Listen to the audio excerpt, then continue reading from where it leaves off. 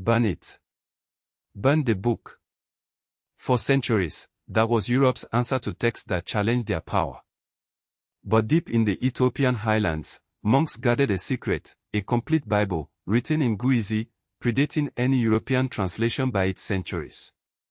Bound in goat skin, illuminated with vibrant art, the Gorima Gospels offer not only faith, but a radical rewriting of financial history. For centuries, the world has looked to Europe for the cradle of Christianity, the origin point of the Bible. The image etched in our minds is one of illuminated manuscripts painstakingly copied in European monasteries, the bedrock of Western faith. But the truth, as it often does, lies hidden, waiting to be unearthed from the rich soil of Africa. The accepted narrative conveniently forgets a crucial piece of history, the history written not on parchment in cold, stone monasteries of Europe, but on goatskin, under the blazing sun of the Ethiopian highlands. We've been told the story of the King James Bible, published in 1611, as if it sprung from nowhere. But what if I told you that centuries before the printing press revolutionized Europe, before Gutenberg even dreamed of movable type, the scriptures were already alive and breathing in Africa? The Ethiopian Orthodox Tewahedo Church boasts a biblical canon far older and more extensive than its Western counterparts.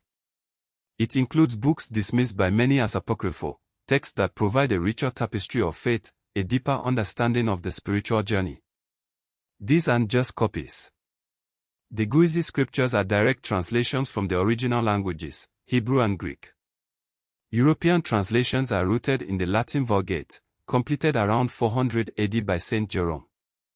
A monumental achievement, undoubtedly.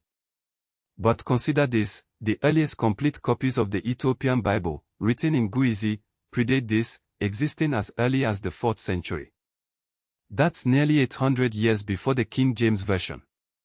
800 years.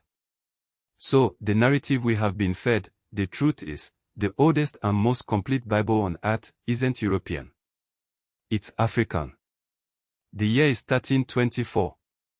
Word spreads like wildfire throughout North Africa. Mansa Musa, ruler of the Mali Empire, is embarking on his pilgrimage to Mecca. But this isn't just any spiritual journey. It's a spectacle, a display of wealth so immense, it will ripple across continents for centuries.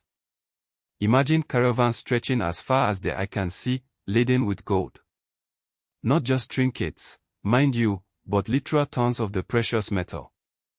Accounts from Cairo describe Musa distributing so much gold that he single-handedly destabilized the Egyptian economy for over a decade.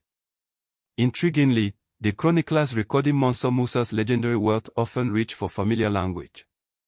They describe his treasure using the same terms, the same hyperbolic pronouncements, previously reserved for another wealthy king, Solomon, from the Old Testament. The abundance, the sheer scale of opulence, was seen as divinely ordained, echoing the riches described in Scripture. But why does this matter to us, here and now? Why should we care about a king who lived almost 700 years ago? Because the comparison isn't just about wealth. It's about power. It's about how narratives shape our understanding of the world, of who holds influence, and who writes the story. Think about it. For centuries, European interpretations of the Bible have dominated the global narrative.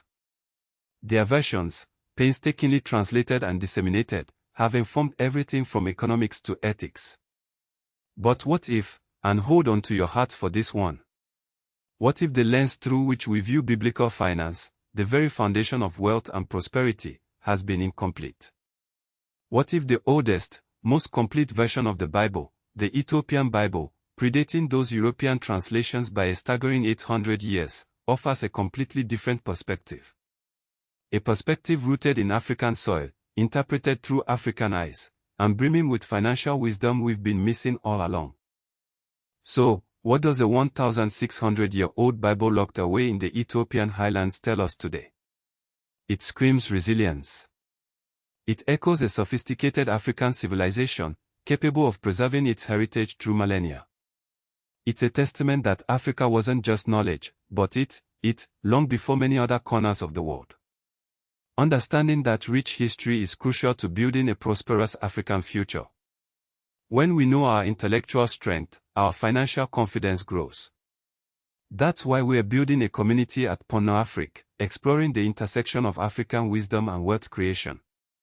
Consider joining our insider membership for just $9 a month. You'll gain access to exclusive insights, resources, and a network of like-minded individuals, all dedicated to unlocking Africa's economic potential. pornoafric.com/membership.html. Let's reclaim our narrative, understand our assets, and build a future worthy of our ancestors. Subscribe for more African wealth stories. Globe showing Europe Africa money bag.